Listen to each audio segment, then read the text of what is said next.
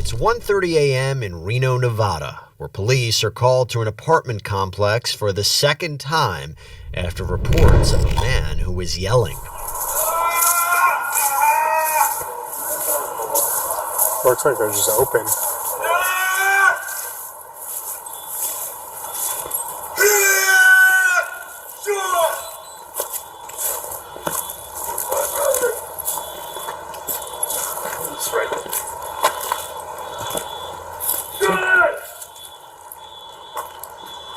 Hey Chris, Reno PD, what's going on, man?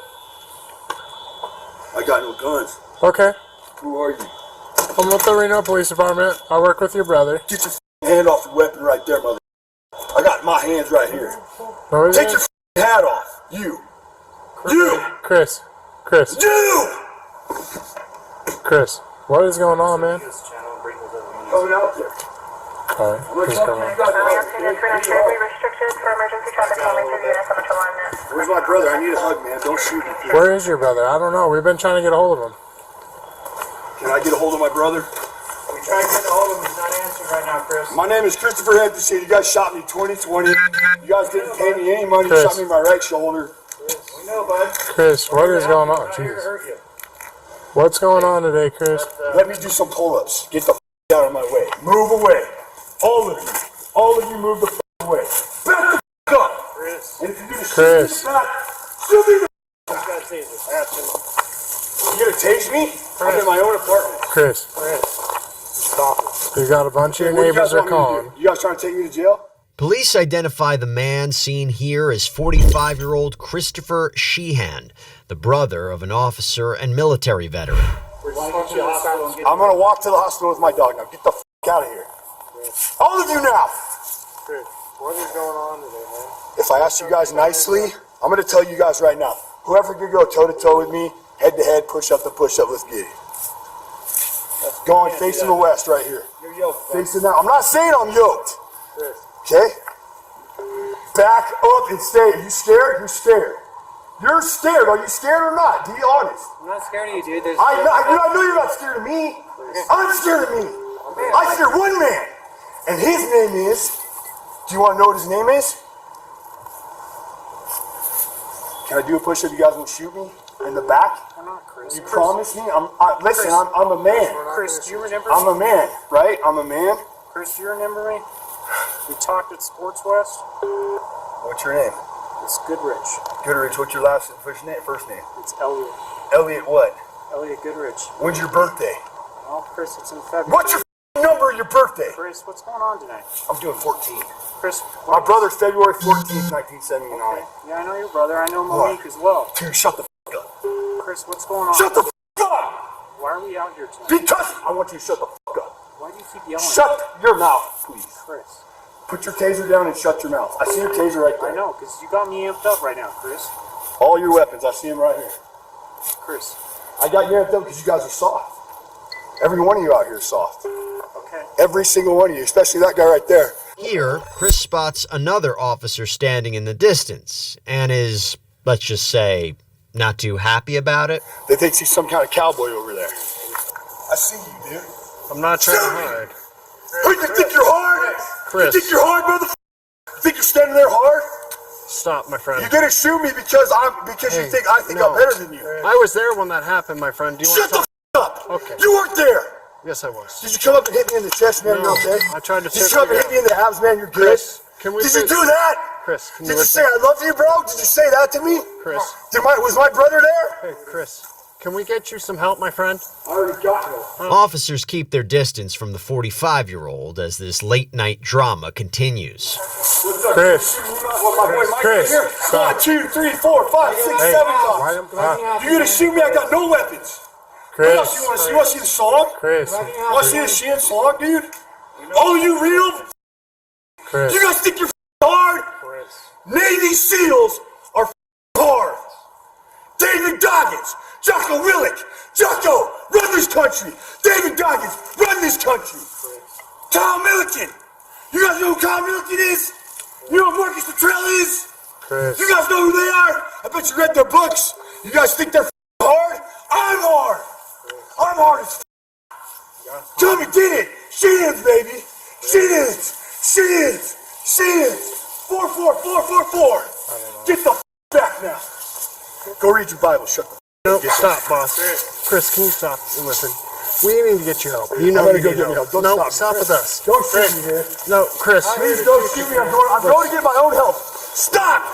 We're gonna stop. We need I'm to going get to your put a help. shirt on, and I'm Chris, going to get my own stop. help. Don't shoot me in the back.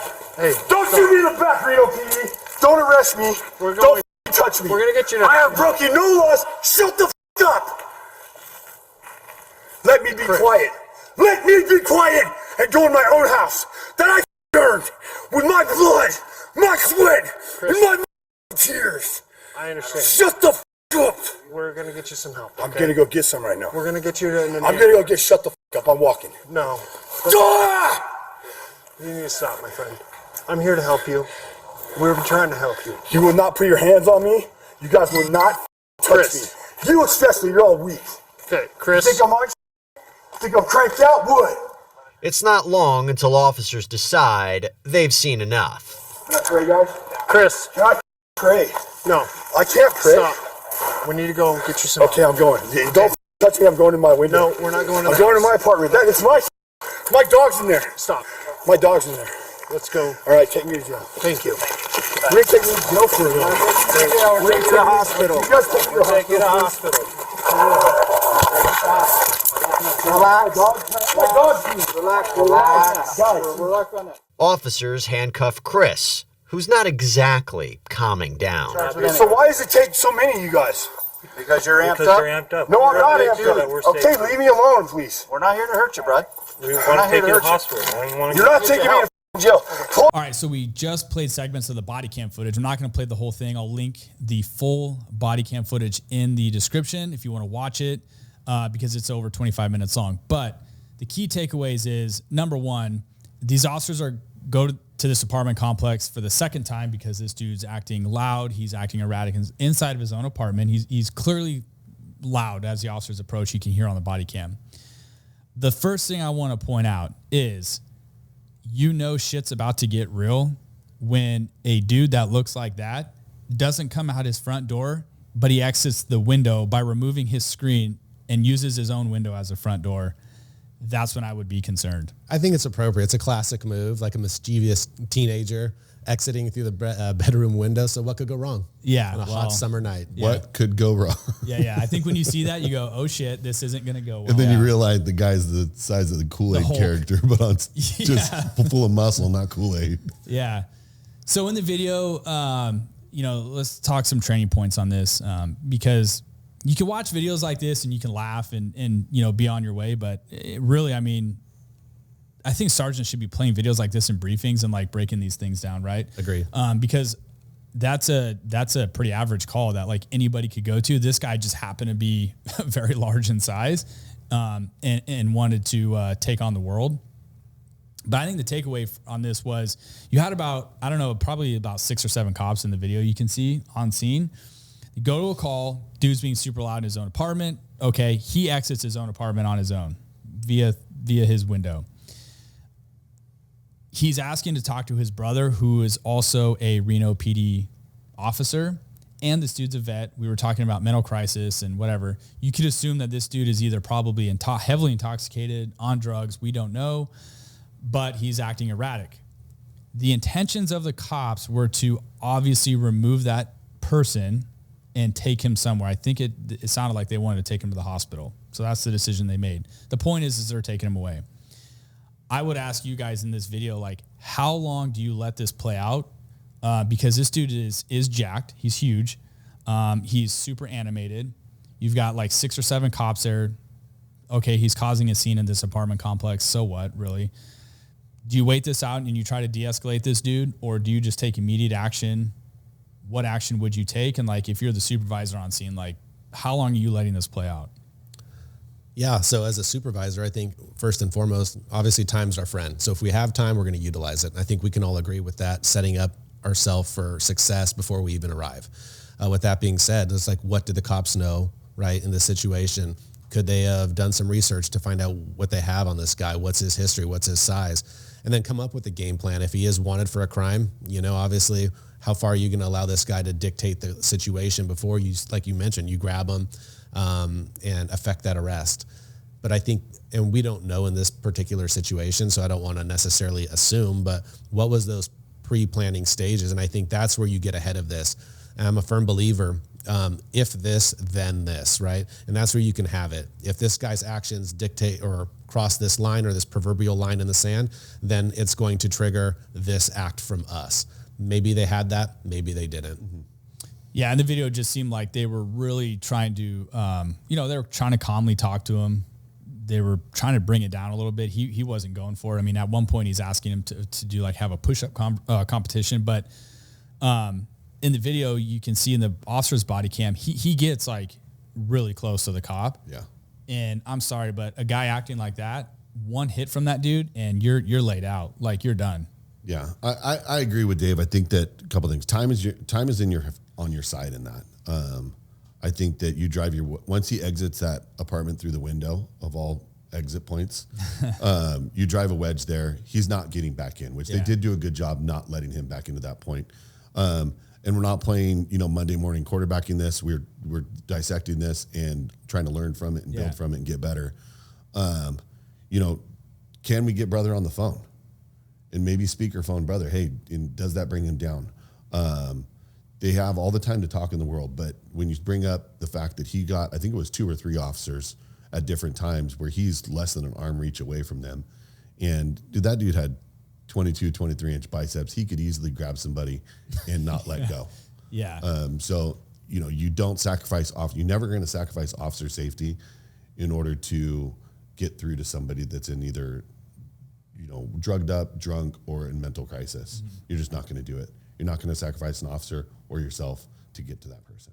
Yeah, I think I like this video because I think we're seeing it nowadays where you have so many patrol teams. I know everybody listening to this can relate. You have a lot of young cops on these patrol teams who are being asked to handle calls like this. I mean, that dude was huge in stature. That's intimidating, right? I don't care who you are, unless you're some badass jiu-jitsu guy who thinks you can just take everybody on. That is intimidating. I wouldn't want to fight that guy because that guy would beat my ass. I have no doubt that dude is going to win that fight. But I think what would you offer to cops that are listening to this? How do you deal with that situation? I agree with you, and I don't think it gets talked enough about, but dude, you got to draw that line in the sand. And if your ultimate goal is to remove that dude from that situation, as soon as he crosses that line, you're taking action. I'm not going to let somebody get so riled up and amp themselves up to the tune of how long are we going to sit there and do this for an hour? 2 hours.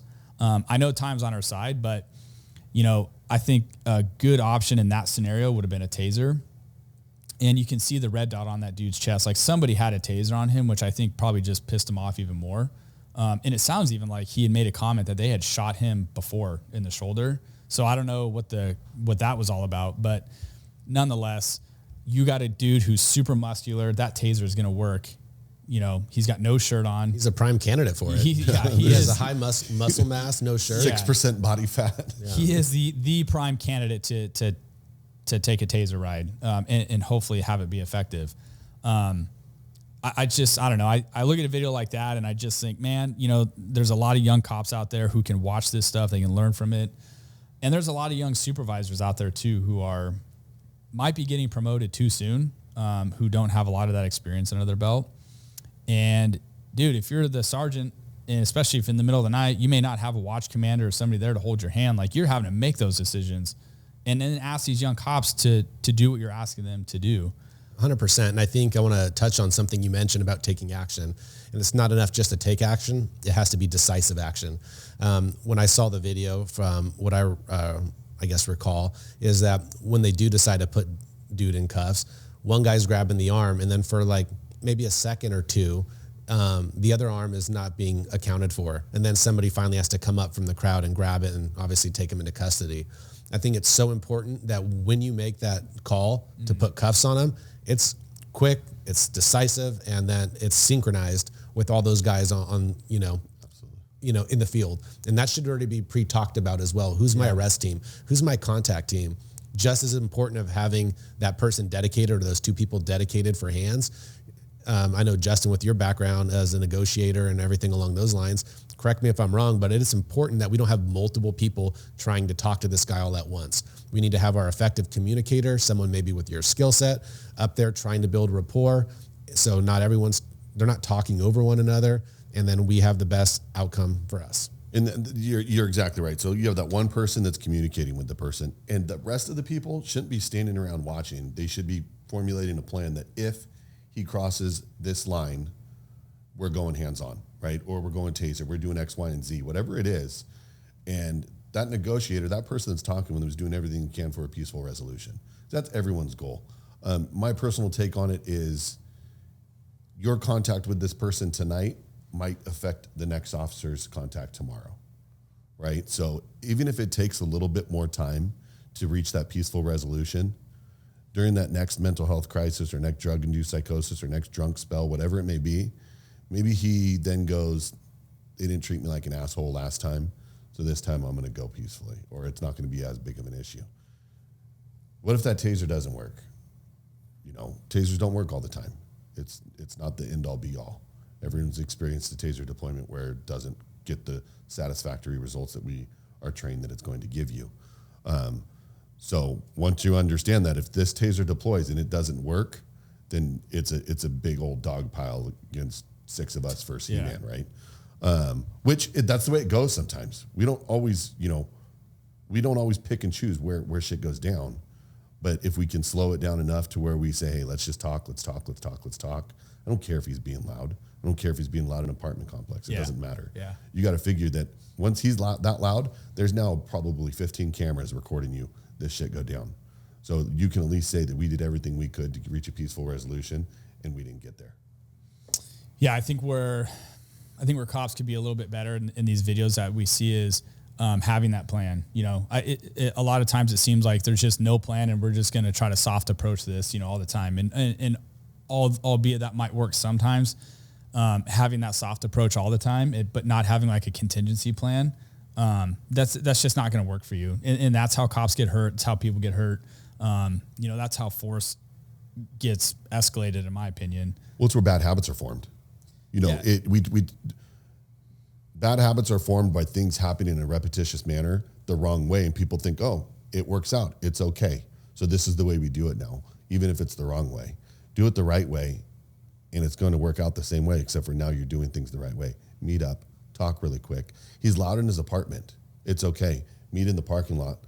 Meet up with your partners. Talk for 1 minute, 2 minutes about a plan where people are going to position, hey, I need you 3 on the west side of the building. You guys are going to be hands-on, out of sight if he pops out.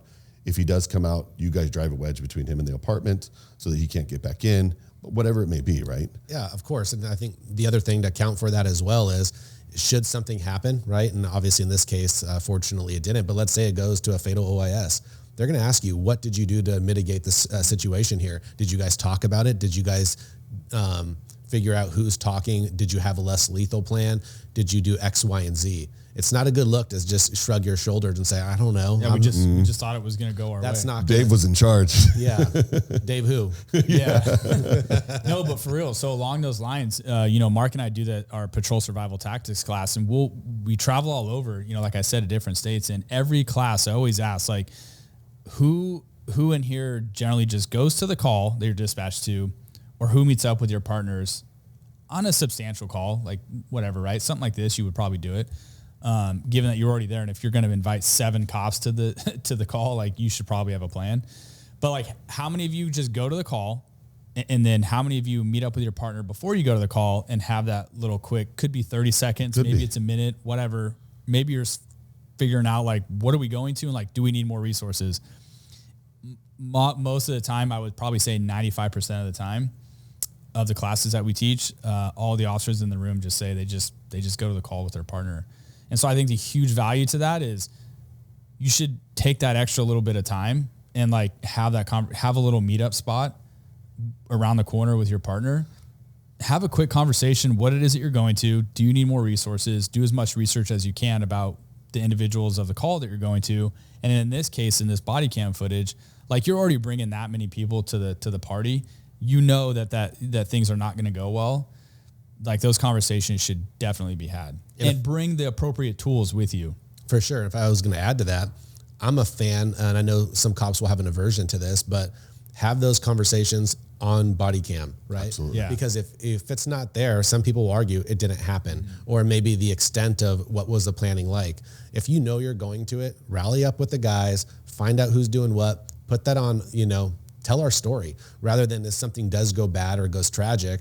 And then, because they're going to ask sooner or later. So let your planning and the video speak for itself, rather than being on the stand and trying to explain or reverse engineer what happened and how it ended as a fatal OIS and what you did up to that point.